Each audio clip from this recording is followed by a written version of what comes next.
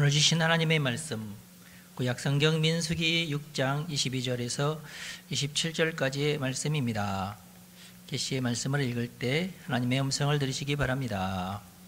여호와께서 모세에게 말씀하여 이르시되 아론과 그의 아들들에게 말하여 이르기를 너희는 이스라엘 자손을 위하여 이렇게 축복하여 이르되 여호와는 네게 복을 주시고 너를 지키시기를 원하며 여호와는 그의 얼굴을 네게 비추사 은혜 베푸시기를 원하며 여호와는 그 얼굴을 네게로 향하여 드사 평강 주시기를 원하노라 할지니라 하라. 그들은 이같이 내 이름으로 이스라엘 자손에게 축복할지니 내가 그들에게 복을 주리라. 아멘. 내 이름으로 축복하라 라는 말씀으로 하나님의 말씀을 전하겠습니다. 오늘 본문 말씀은 하나님께서 모세에게 하신 말씀인데요. 모세야, 아론과 그의 아들들에게 이렇게 말을 해라. 이렇게 말을 하면서 축복을 해라. 제사장들아, 너희는 이스라엘 자손을 위해서 이렇게 축복하라. 그렇게 말씀했어요. 축복의 형식은 하나님 여호와의 이름으로 축복을 해라. 복을 주는 자가 누구다, 이걸 밝히고 이스라엘 자손에게 축복을 해라. 그러면 내가 그들에게 복을 주리라. 그런 형식입니다. 그리고 이렇게 세 가지를 축복을 해라. 그래서 우리 한국 목사님들은 축복이라는 단어를 너무너무 좋아해가지고 복보다는 축복이 훨씬 더 큰 건 줄 알고 하나님 축복해 주시옵소서 이렇게 막 기도를 한단 말이에요. 근데 그것은 조금 문법적으로 이상한, 듣기 좀 거북한 말인데, 그래서 이제 우리 목사님들끼리 모여가지고 이미 우리 입에 축복이라는 단어가 이렇게 너무 익었으니까 기독교적으로는 축복을 그냥 복이라고 생각을 합시다. 이렇게 좀 이상하잖아. 굳이 문법을 어겨가면서까지 그렇게 했다는 거죠. 그동안 너무 일제시대 때부터 막 축복거리는 바람에 그랬는데, 그냥 목사가 복을 비는 것을 축복이라고 하면 돼요. 축자가 빌 축이거든요. 축자가 빈다는 뜻이에요. 그러니까 좀 더 좋은 복이라는 뜻이 아니라 복보다 축복이 훨씬 좋다는 그런 뜻이 절대로 아니고, 그냥 목사가 복을 빌어주는 것을 축복이라고 그래요. 그러면 하나님께서 축복을 주시냐? 하나님은 복을 주시는 거예요. 제가 여러분을 축복하면 하나님께서 여러분에게 복을 주실 줄 믿습니다. 하나님께 복을 받으시면 여러분들에게 좋습니다. 하나님은 제사장들에게 너희들이 백성들을 축복을 해라 이렇게 명령하셨어요. 그러면 하나님께서 그냥 알아서 복 받을 자에게 복 주시고 벌 받을 자에게 벌 주시고 그러시면 될 텐데 왜 굳이 불완전한 인간의 입을 통해서 꼭 축복을 하라고 그렇게 하셨을까? 그러면은 제사장이 내가 너희에게 축복을 하겠다 하면은 복을 주시고 안 하면은 안 주시겠다는 뜻인가? 그건 물론 아니에요. 하나님은 목사가 나에게 축복을 안 했으니까 복을 안 주신가 보다, 뭐 그건 아니에요. 굳이 이제 제사장에게 그렇게 하라는 이유는 좀 신앙을 강화시키기 위해서, 더 유익하기 때문에. 그래야 여러분들이 교회도 나올 거 아니야. 그렇죠? 그래야 여러분들이 목사에게 순종도 하고 목사에게 가르침도 받고 그렇게 될 거 아니에요. 그래서 그러시는 거예요. 더 유익하기 위해서 그러시는 거예요. 누구로부터 내가 복을 받았는지는 알아야 될 거 아니에요. 그래서 목사가 축복하게끔 했고, 그러면서 목사랑도 친해지게끔 했고, 또 목사도 축복을 할 때에 속으로 얘는 좀 더 많이 주셨으면 좋겠다 하는 마음이 있을 거 아니겠어요. 그렇죠? 누군가는 저는 복 받을지도 안 했는데 축복을 하기는 해도 속으로는 좀 정성이 좀 덜 들어가고 이럴 거 아니겠어요. 그런 것을 염두에 두시면서 네가 목사랑도 친해져라. 그러면서 너에게 더 주고 싶은 마음이 막 일어나도록 그렇게 하면은 결국 그게 다 하나님께서는 그걸 다 감안을 하시고 복을 주실 거 아니냐. 우리의 신앙을 더 현실적으로 북돋기 위해서 그렇게 하셨다. 다른 종교에서는 그런 복은 없느냐? 근데 이건 여러분들이 이렇게 세계사를 이렇게 쭉 훑어보면 그냥 나와요, 답이. 지금 교회를 다 없애는 중국이 어떻게 망해가는가 정말 알게 되는 거고, 형식적인 종교가 형식적으로 예배를 드리는 것이 익숙한 캐톨릭이 흥한 나라들은, 개신교가 흥한 나라들에 비해서 훨씬 더 그 복이 적잖아요. 이제 그런 거 보면은 또 알게 되는 거고. 그래서 하나님이 어떻게 세상을 복주시는가? 하나님의 말씀에서 거의 떠나 있는 아프리카 사람들이나 인도 사람들이 어떻게 살고 있는가 알아요. 거기는 거의 뭐 특수 계층 아니면 다 가난하게 살잖아요. 그런 걸 보면서 우리가 정말로 하나님의 종들로부터 축복을 받는 것이 얼마나 소중한가, 객관적으로 이것을 볼 수 있으면 될 것 같아요. 옛날에 이런 말이 있었어요. 미국 사람들이 한국에 와서 예배 드릴 곳이 마땅치 않으니까 자기들끼리 모여서 예배는 드리는데, 오늘은 당신이 설교하시오, 설교까지는 해요. 그러면 누가 축도하지? 근데 목사가 축도를 하지, 막 평신도가 축도할 수는 없잖아요. 제사장이 축도를 해야 되니까. 그러면 우리가 여기서 예배를 드리고, 한국교회 예배당이 지금 목사님이 축도할 만한 그런 시간이구나. 그러면은 그때 이제 한국교회 예배당으로 와요. 그래서 목사가 축도하면은 그 사람들이 뒤에 서서 이제 그 축도는 받고 가는 거야. 하여튼 축도는 축도니까 한참 그런 얘기가 있었어요. 지금은 이제 거의. 근데 이제 그런 신앙을 가지고 있는 사람들은 그렇게 한다, 그런 뜻이죠. 여러분들은 어떠신가요? 복이 충분히 많이 받으셨죠? 여러분들은 굳이 뭐 제가 여러분들한테 복을 안 빌어드려도 괜찮지 않으신가요? 특별히 복 받기 원하시는 분, 난 이러이러한 복을 받기를 원하십니다, 그러신 분은 저를 찾아오시면 돼요. 근데 그러려면 또 이제 빈손으로 오기 좀 그러니까 맛있는 거 하나 사가지고 오시면, 내가 뭐 좋아하지? 아무거나 사오시기 바랍니다. 하나님은 우리가 제사장을 만나면서 복을 받는 것이 가시적으로 분명하게 제사장을 만나는 것이니까 굉장히 현실적인 것이고 실제적인 그런 방법이죠. 하나님께서 복을 주시는, 제사장은 하나님의 대리인이니까. 개톨릭은 지금까지도 심지어 죄를 회개할 때 신부를 통해서만 죄를 사함을 받습니다. 성경적이지는 않는데 그 사람들은 그렇게 해서 교인들을 통제하잖아요. 신부가 그러면 내가 네 죄를 사하노라고 성호를 그어줘야 자기가 고백한 죄를 사함을 받는 제도예요. 그래서 신부들은 절대로 그 사람이 했던 고백을 잊어버리지, 마음에 담아두지 않고 누구한테, 다른 사람한테 발설을 하면 그 신부는 신부가 아니에요. 조금 좀 불편하죠. 개신교인들은 저한테 그런 신부 역할을 하라 했으면 저는 못할 것 같아요. 하기도 싶지도 않고, 뭐하러 남의 죄를 내가 들어가면서 주여 용서해 주십시오, 내가 사하노라. 주님이 사하는 것도 아니고 신부가 사하는 거예요. 내가 사하노라 하고 여기 성호를 그어주거든요. 예. 물론 우리 개신교에서도 아주 극히 일부, 옛날에는 좀 더 많이 했는데 지금은 극히 일부 교회에서 공개 자백을 하면서 죄를 회개하는 교회가 아직까지도 있긴 해요. 그러면서 서로 죄를 고백하고, 이 사람도 고백을 했는데 이 사람 고백 안 하면 좀 이상하잖아. 그 사람도 같이 고백을 하고, 그래서 온 교회가 주여 내가 이런 죄를 지었는데 용서해 주십시오. 분명하고 확실하게 막 자기가 바람핀 죄까지도 막 고백을 하면서 용서해 달라고 그렇게 하니까 뭐가 되겠어요?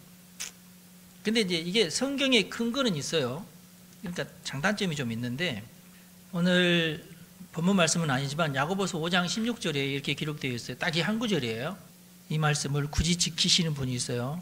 이러므로 너희 죄를 서로 고하며 형 낫기를 위해 서로 기도하라. 의인의 간구는 역사하는 힘이 많으니라 라는 말씀. 근데 구약 성경에 보면 성도가 하나님을 뵐 때 꼭 제사장 앞에 가서 예물을 드려야 했어요. 어떤 예물이든지, 번제든지 화목제든지 속건제든지 속죄 제든지 자기 형편껏 제물을 준비해서 드리는데, 구약 성경에는 얼마나 자세히 꼼꼼하게 제사 드리는 방법을 잘 기록했는지 몰라요. 굉장히 세밀하게 기록을 해놨어요. 근데 이제 구약의 제사에 비하면 오늘날에는 예수님의 공로로 우리가 예배를 드리는 것이 얼마나 간편하고 깔끔한지 몰라요. 얼마나 다행스러운 일인지 모릅니다. 당시에 이제 예루살렘 성전이 이제 제사 드리는 장소였고, 수없이 많은 사람들이 제사 드리러 오니까 제사장들도 수없이 많아요. 그럼 순서를 기다려가지고 이제 그 각자 한 사람마다 또 제사를 따로따로 드려야 되니까. 근데 이제 자기가 살고 있는 동네에도 이제 회당이 있어서 그 회당은 예배하는 장소가 되었고, 오늘날 우리 교회의 예배는 예루살렘 성전의 기능과 각 마을에 있는 회당의 기능을 합한 게 오늘날의 예배당이라 보시면 돼요. 그래서 예배할 때마다 예물을 드리는 순서, 봉헌하는 순서, 목회 기도를 통해서 축복하는 순서가 다 따로따로 있죠. 그래서 목사가 제사장의 기능을 감당하기도 하고 회당장의 기능을 감당하기도 하는 거예요. 설교 시간에는 이제 회당장의 기능을 감당하는 거죠. 그리고 속죄제는 예수님의 보혈의 피로 대체가 되고 각종 번제나 화목제, 이런 속건제 이런 것은 헌금으로 대체가 되는 거죠. 그리고 하나님의 이름으로 축복하는 예식은 축도로 대체가 됐어요. 그러니까 이제 예수님의 십자가 희생이 얼마나 많은 변화를 가져다 주었는지 우리가 잘 깨달아야 됩니다. 하나님께서 우리로 하여금 이 세상에 사는 동안 죄책감이나 그 죄의 저주로부터 이렇게 해방되게끔 하시기 위해서 하나님께서 얼마나 오랜 세월 동안 이렇게 준비를 하셨는지 잘 깨달아야 됩니다. 이제 이런 복음의 능력이, 이런 복음의 위력이 만민에게 베풀어진 셈이죠. 이게 복된 일입니까? 이것만으로도 충분하게 복된 거죠. 그리고 오늘 본문 말씀을 통해서 하나님께서는 특별히 이제 제사장들이 무슨 복을 빌어야 될지에 대해서 우리에게 이제 말씀해주고 계시는 거예요. 24절에 있는 말씀부터 보겠습니다. 24절에 보니까 여호와는 내게 복을 주시고 너를 지키시기를 원하며 라고 기록하고 있죠. 여호와께서 너에게 복을 주시기를 원한다. 우리가 먼저 하나님한테 가서 하나님 제발 복 좀 주세요 하기 전에 하나님이 먼저 우리에게 복을 주시기를 원한다, 그런 뜻입니다. 친절하신 하나님, 하나님이 먼저 복 주시기를 원한다니까. 복 필요하죠. 네. 근데 하나님이 나에게 무슨 복이 필요한지를 아셔. 그리고 먼저 오셔서 나에게 복 주시려고 해. 그걸 사람들은 잘 모르니까 제사장을 통해서 그렇게 말을 해라. 하나님이 너에게 복을 주시기로 하는데 내가 너에게 축복을 하겠다. 미리 먼저 말을 해라, 그 말이에요. 선하신 하나님께서. 여러분 창세기에 보면은 하나님께서 아브라함에게 먼저 찾아오시잖아. 아브라함이 꾸역꾸역 하나님 찾아가지 않았어요. 하나님이 먼저 아브라함에 찾아오셔서 하시는 말씀이 내가 너에게 복을 줄 테니까 내가 하라는 대로 할래? 그랬어요. 그러죠? 그러려면은 네가 본토 친척 아비 집을 네가 떠나야 된다. 그리고 내가 지시할 땅으로 네가 가야 되는데 너 그렇게 할래? 아니, 내가 복을 준다니까? 그래서 아브라함이 아멘, 내가 하나님의 말씀에 순종을 하겠습니다. 내가 그 하나님의 약속을 내가 믿고 순종하겠습니다 할 때에 하나님의 구원의 역사가 시작됐어요. 하나님께서 복으로 우리를 유혹하셨어. 내가 복을 줄 테니까 내 말을 들어라. 여러분들은 아멘에서 기독교인이 된 거예요. 하나님은 복의 하나님입니다. 많은 사람들이 기독교를 기복신앙이라고 이렇게 폄훼를 하는데 하나님이 먼저 시작을 하셨어요. 어떡할 거야? 아니, 복 필요 없으면 교회 안 다니면 돼요. 근데 하나님이 먼저 우리에게 복을 주시겠다고 그렇게 우리에게 다가오셨어요. 기독교가 기복신앙 맞습니다. 그게 나쁜 게 절대 아니에요. 복만 바란다는 의미는 약간 좀 부정적일 수 있어요. 그렇지만 복을 안 받고 살 수 있는 사람 세상에 없을걸요. 다 복 받아야 돼요. 그렇지 않아도 저주가 켜켜이 시루떡처럼 쌓여 있는데 복이라도 받아야 그 모든 저주를 허물고 이기죠. 세상에 저주 없는 사람이 세상에 어디 있어요? 다 있어요. 내가 잘못한 것도 있는데 조상들이 잘못한 것까지 내게 막 쌓여 있잖아. 이렇게 어쩔 수 없이. 사실은 그렇게 쌓여 있는 것 때문에 내가 이 세상에 태어날 수도 있었고 그렇잖아요. 지금. 성경에 보면 다 나오잖아요. 그래서 나는 됐어요. 필요 없어요. 그러지 마시고 하나님, 나는 정말 복 받아야 될 사람입니다. 할렐루야. 하나님이 그걸 잘 아시고 우리에게 오셨어. 내가 복을 줄 테니까 내 말대로 너 좀 해라. 여러분, 저주를 두려워하지 마세요. 하나님이 복을 주시니까 이길 수 있습니다. 또 그게 정답이에요. 또 하나님께서 도와주신다고 하잖아요. 여러분, 복을 사모하시기 바랍니다. 하나님이 주시니까 복을 사모하세요. 제사장은 뭐라고 얘기해야 되느냐? 여호와께서 너에게 복을 주시기를 원한다. 이렇게 얘기를 해라, 그 말이에요. 여러분이 요청하기도 전에 하나님께서는 나에게 복을 주시려고 작정하시고 계신다. 이걸 믿으시기 바랍니다. 왜냐? 하나님이 우리 아버지세요. 아버지의 심령을 가지고 계세요. 착한 아버지시고 적극적인 아버지십니다. 그래, 네가 빌면은 내가 줄게. 그러시는 분이 아니에요. 먼저 오셔서 적극적으로 계시하시는 하나님, 자신을 계시하시면서. 그러니까 전도가 중요한 것은 그게 이제 그 사람에게 하나님이 계시에 들어가시는 방법이 전도니까 전도가 중요한 거예요. 그 사람 복 받습니다. 여러분이 전도하면 그 사람 복 받습니다. 복 받으려면 교회 가자고 하셔도 그게 정확한 말씀이에요. 정확한 성경 말씀, 하나님의 말씀이다. 기독교는 기복 신앙이 아주 기본적인 것입니다. 기복신앙이에요.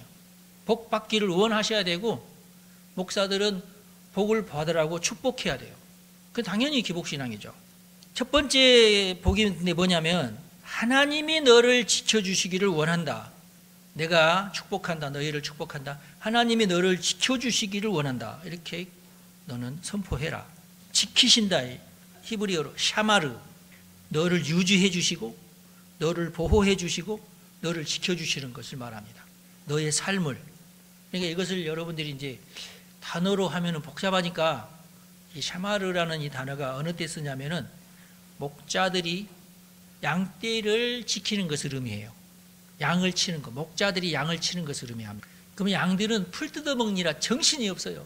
고개를 땅에 쳐박고 막 풀만 쫓아가는데 지가 어디로 가는지도 모르고 막 가.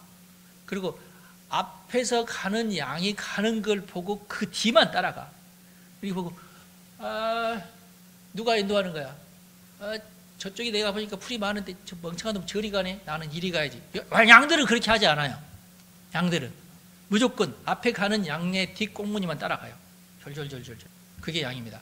하다가 양이 넘어지잖아요. 지가 안 넘어져도 지도 한번 넘어져. 따라서 하니라고. 인생은 거의 따라쟁입니다. 나는 안 따라합니다 하시는 분 있나요? 본능적으로 인생도요 양의 인생을 살아요. 그래서 실험을 했어. 어느 카페에서 주문을 할 때 특별한 행동을 하고 주문을 하는 것을 실험을 했어. 여러분 유튜브에도 나오죠. 다 그 짓만 하면서 커피를 주문해. 그러면 새로운 손님은 뒤에서 기다리라고 앞에 있는 사람 맨 똑같은 짓을 하면서 커피를 주문하거든. 자기도 딱 자기 차례가 되면은 지도 그 짓을 해. 또 안 해도 되는데 해. 그럼 그게 인생이에요. 여러분들 안 그럴 것 같아요. 다 똑같아요. 근데 하나님은 우리를 목자가 양을 치듯이 우리를 지켜주시는 분이십니다. 만약에 여러분 양이라면 목자가 있어야 됩니다. 목자가 없으면요 이리 떼들이 오고 늑대가 와서 잡아가요. 그래 늑대가 오는 것을 봤다 양이. 그러면 어이구 도망가지 하고 도망갈 가는데 어떤 늑대는 그런 줄 알고 양의 탈을 딱 쓰고 와. 그러면 양이네. 그러면서 잡혀 먹어. 그게 인생이에요. 뭐 나라에서 보이스피싱 맞겠다고 뭐 하지만은 언젠가는 그 이리가 와서 더 교묘하게 우리를 속이기 때문에 다 넘어갑니다. 근데 우리를 거기에서 지켜주시는 분이 하나님이시다. 할렐루야. 그 복을 주시겠다는데 사기꾼이 와서 나를 강탈해 가지 않는 것만도 얼마나 복이야. 근데 다들 한번 강탈당한 경험들은 있잖아요. 없나요? 근데 하나님께서 우리를 지켜주실 줄로 믿으시기 바랍니다. 저도 한번 그렇게 사기를 당해가지고 한번 탈탈 털린 적이 있는데 다행스럽게 빨리 제가 알아채고 경찰서로 막 달려가가지고 있는 서류 다 집어넣었더니 경찰관이 이건 안 되는데 그러더라고. 근데 내가 용기를 내가지고 아니 거기 보시라고 거기 전화번호까지 이미 있고 몇 분 전에 난 통화를 했다. 그래요? 그러더니 막 전화를 하더라고. 여보시오 나는 아무개 경찰관인데 어디 서에 있는 경찰관이라고. 당신 지금 이렇게 돈 가져갔는데 빨리 안 주면은 당신 잡아간다고 내가 그렇게 전화를 해줬어요. 경찰관이. 그랬더니 이 양반이 놀래가지고 바로 송금을 해주더라고. 이제 화가 좀 났나 봐. 내 전화번호 어떻게 하라는지 내 전화번호하고 내 070 전화번호까지 다 알고 내 이메일까지 어떻게 했는지 가전 못된 짓을 다 했어요. 내 전화기로 보이스피싱을 했다는 식으로 또 이렇게 조작을 해놓고. 그래서 몇 달 만에 또 경찰관이 여보 당신 보이스피싱 범죄범이지? 이렇게 왔어. 그래서 나는 범죄범이 아니고 피해를 보려다가 경찰관 도움으로 빠져나온 사람입니다. 그랬더니 그랬어? 막 조사해보더니 맞네? 이 사람 아니네? 그런 적가 있어요. 나쁜 놈이에요. 하여튼 감사해요. 하나님께서 지켜주셔가지고. 하나님이 지켜는 주신다. 지켜주시는 것이 얼마나 소중한지. 여러분의 재산을 하나님께서 지켜주시기를 축복합니다. 이렇게 내 입으로 그런 축복이 나가야 돼. 여러분의 재산이 지켜질 줄로 믿습니다. 여러분의 건강이 지켜질 줄로 믿습니다. 하나님께서 여러분을 지켜주시기를 바랍니다. 이게 이제 축복의 말이에요. 아무나 이런 말 한다고 되는 게 아니고 주의 종이 그렇게 하면은 하나님께서 들으신다.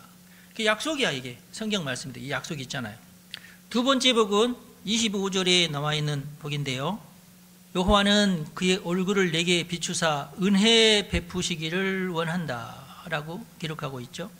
얼굴을 나에게 비추신다는 거예요. 비추신다는 말은 빛을 비춘다는 뜻이잖아요. 그 말은 무슨 말이냐? 환한 얼굴로 하나님께서 나를 보신다 그런 뜻입니다. 그렇죠? 하나님께서 나를 보실 때 약간 조금 어두운 얼굴로, 조금 성난 얼굴로 이렇게 좀 쏘아보고 계신다고 하면은 이게 복 주시는 얼굴은 아니잖아요. 그러면 여러분, 하나님께서 저를 보실 때에 환하게 이렇게 환한 빛으로 나를 보시면은 그 사람은 복 받는 거거든요. 네. 그러면 하나님께서 나를 보시면서 환하게 하시려면 여러분 어떻게 해야 되겠어요? 답이 뭐예요? 방법이 뭘까요? 근데 이제 제사장이 이렇게 두 번째 복을 우리에게 선포해 주실 때 그 제사장도 조금 얼굴이 조금 좀 안 좋은 얼굴로 나를 보면은 그 말은 뭐 말이에요? 하나님도 나를 볼 때 별로 안 좋은 얼굴로 보신다는 뜻이에요. 그러면 그 제사장의 얼굴이 좀 환해야 되겠죠? 그럼 어떻게 해야 되겠어요? 구약 성경에 있는 그 제사장을 만나러 가려면 어디로 가야 돼요? 주의 성전, 회당으로 가는 게 아니라 주의 성전으로 가는 겁니다. 그렇죠? 그 성전으로 가려면 어떻게 그냥 빈손 쥐고 가요? 그리고 핵심적인 그 구약 성경에서 가장 핵심적인 예물이 뭐예요? 에? 아니, 속죄제. 하나님께서 어느 때 얼굴이 환해질까요? 속죄 제물은 안 드리고 화목 제물만 드렸어. 그럼 얼굴이 환해질까요? 안 환해져. 저놈이 죄를 아직 회개 안 했네. 그럼 얼굴이 환해질 리가 없어. 번제를 드렸어. 번제를 드렸는데 속죄제는 아직 안 드렸어. 그럼 하나님 얼굴이 환할까요? 안 그래. 여러분, 결국 이것은 회개를 의미하는 겁니다. 우리가 회개할 때 하나님의 얼굴이 비로소 환해져요. 우리가 회개할 때 하나님과 나 사이에 담이 허물어지는 거야. 그리고 그 막혔던 그 얼음 같은 그 담이 눈 녹듯이 녹아내리는 거예요. 이게 회개의 능력입니다. 그래서 여러분, 하나님이 나를 볼 때 환해지는 얼굴로 나를 보신다는 것은 내가 진심으로 나의 죄를 회개할 때만 그게 가능해진다는 거. 그거예요. 그래서 제사장에게 복을 받아라 그 말이에요. 예. 근데 우리는 이제 예수의 보혈로 이제 그게 가능해졌는데, 적어도 이 속죄제만큼은 아무리 가난하더라도 꼭 가서 그 비둘기 한 마리라도 가서 하나님께 드리면서 회개를 해라는 거거든요. 하나는 번제고 하나는 속죄제거든요. 두 마리 가져가거든요. 항상 갈 때는. 그때 제사장이 이제 네 죄는 다 사해졌다 이렇게 되는 거예요. 그리고 우리가 성전에 올 때는 여러분이 항상 집에 있을 때도 저녁에 주무실 때에 하나님, 내가 오늘은 누구한테 화를 냈는데 용서해 주십시오. 근데 내가 화를 낸 당사자한테는 또 전화도 안 해. 그러면 안 돼. 카톡으로라도 해서 미안, 오늘 미안 이렇게라도 해서 그 사람의 말을 이렇게 그 사람의 마음을 좀 달래놓고, 그리고 하나님한테가 하나님, 죄를 지었는 용서해 주십시오. 그러면은 법문처럼 그 죄가 사라질 줄로 믿으시기 바랍니다. 형법을 어겼으면은 여러분들이 그 감옥을 가셔야 돼요. 이건 우리나라 헌법이잖아. 사람을 죽였어. 하나님, 오늘 제가 사람을 죽였는데 용서해 주십시오. 예수의 보혈로 아멘 하면은 사라지나요? 형사가 와서 잡아가면 감옥 가야 돼. 성경에도 그래요. 성경에도 죄를 범하면 제사장한테 가서 속죄제물을 드리더라도 그는 어디로 가야 돼요? 결국은 사람을 죽였을 경우에는 도피성으로 가야 돼요. 도피성으로.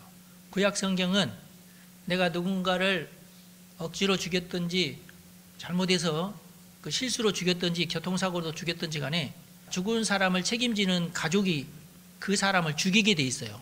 아시겠죠? 직계 손이 그 사람을 죽이게 돼 있어요. 그러면 그 죽인 사람은 어떻게 해야 되냐? 할 수 없이 도피성으로 도망을 가야 돼요. 물론 이제 당연히 하나님께도 속죄제를 드려야 되겠지만은 그래도 이렇게 그 형사범일 경우에는 도피성으로 도망을 가야 돼요.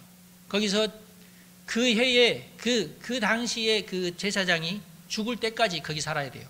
자기가 누군가를 죽였고 그 때에 대제사장이 죽을 때까지 자기는 그 도피성에서만 살아야 돼요. 감옥에서 살아야 된다 그 말이에요. 그런 제도가 있었고, 지금은 이제 그렇게 하는 게 아니라 판사 앞에 가서 심판을 받고 그 무기징역이든지 하여튼 뭐 몇십 년이든지 살아야 돼요. 당연히 그래야 돼요. 그래서 거기서 벗어나려고 하지 말고, 벗어나고 싶으면은 외국으로 도망을 가든지 하여튼 몰래 숨어서 살든지, 그게 도피성이 되겠지. 그러니까 어떻게 보면 그렇게 돼요. 그래서 우리가 우리 죄를 회복하고 완전히 그 죄에서 벗어날 때에 비로소 하나님께서 나에게 환한 얼굴을 비춰주신다. 그런 뜻입니다. 이걸 이게 이제 은혜를 여기서는 이제 은혜라는 첫 번째는 이제 우리를 지켜주신다는 복이 있고, 그 다음에 은혜를 베풀어 주신다라는 복이 있어요. 이것은 하나님께서 나에게 호의를 베풀어 주신다. 하나님의 마음을 이제 하나님께서 좀 기분 나쁜 마음을 풀어 주신다는 뜻이에요.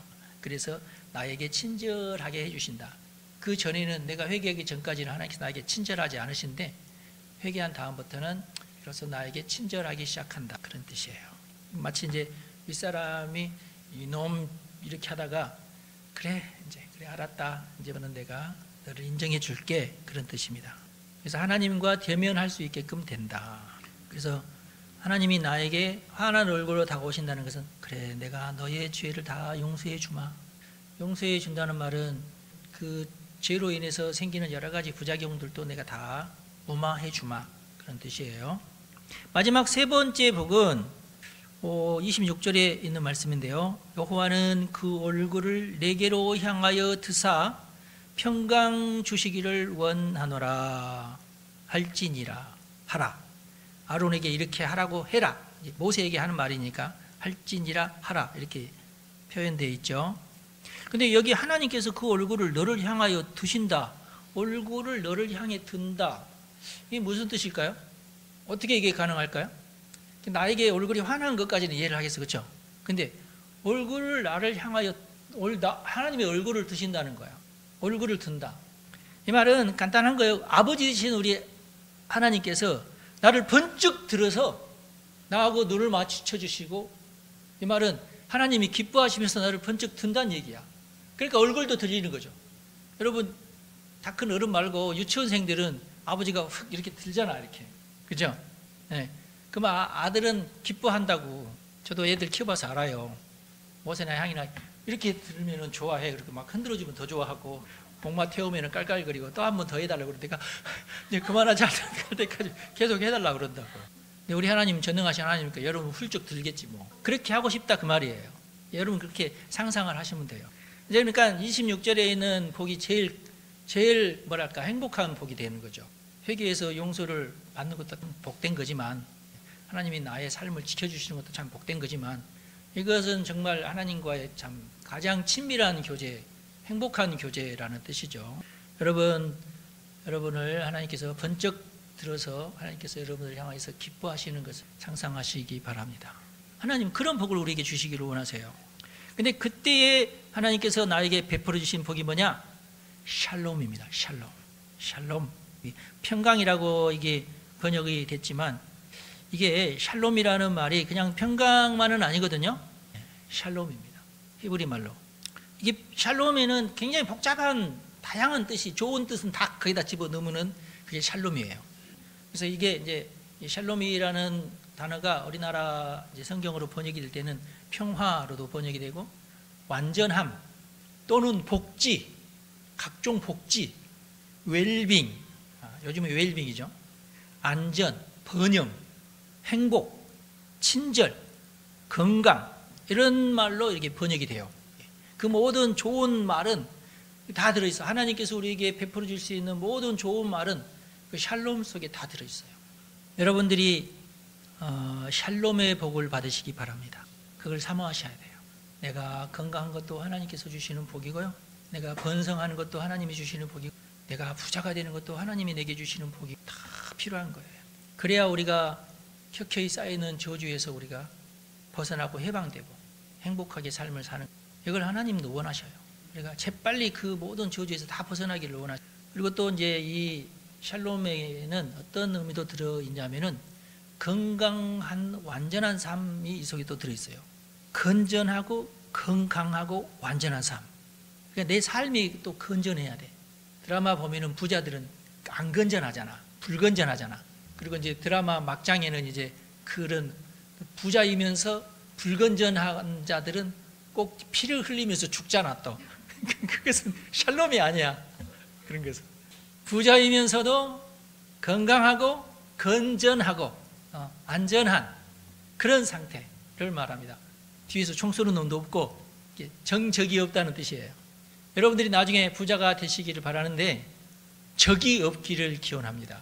그 말은 그 사람이 건강하다는 거, 무슨 어떤 암거래나 어떤 남의 돈을 빼앗거나 몰래 이렇게 교묘한 방법으로, 나쁜 방법으로, 근데 그 사람 모르게 이렇게 합법적이긴 한데 나쁜 방법으로 이렇게 뺏으면 그 사람이 악심을 품고 저놈은 내가 죽여야 돼 하면서 청부업자를 사서 저놈 제발 좀 죽여달라고.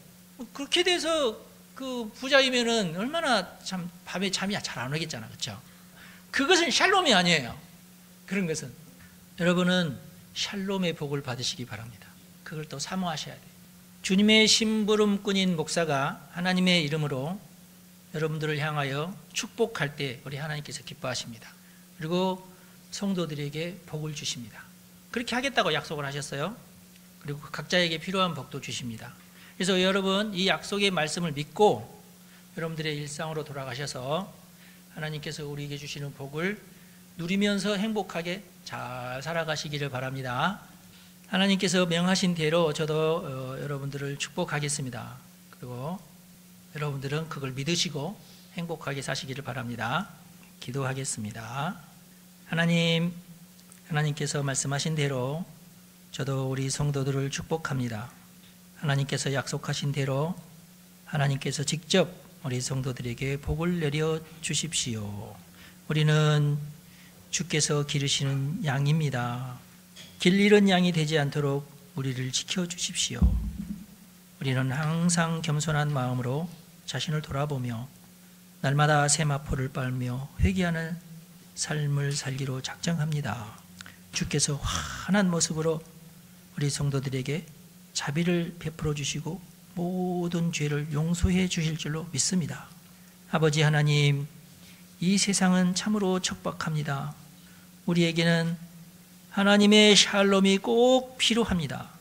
우리가 주께 가오니 우리를 안아주시고 우리를 품어주시고 이 세상에 사는 동안 꼭 필요한 복을 모두 내려 주옵소서.